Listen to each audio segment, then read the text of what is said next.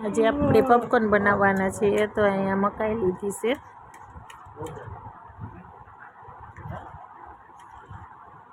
મકાઈને એક વાટકામાં કાઢી લઈશું.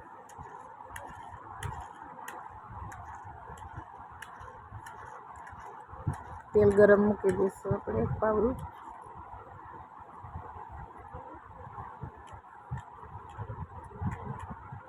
એક ચમચી હળદર એડ કરી દઈશું. એક ચમચી મીઠું એડ કરી દઈશું આપણે.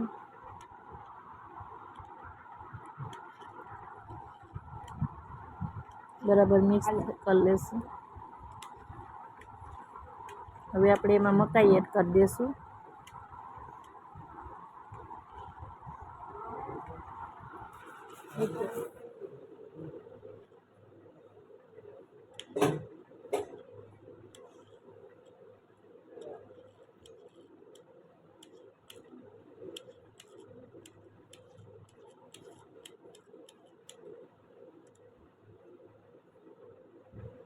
આપણા પોપકોર્ન તૈયાર થઈ ગયા છે તો એક વાટકામાં કાઢી લેશું આપણે.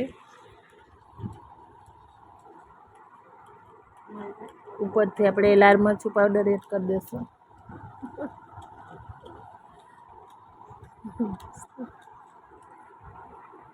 એક વાટકામાં કાઢી લેશું આપણે પોપકોર્નને.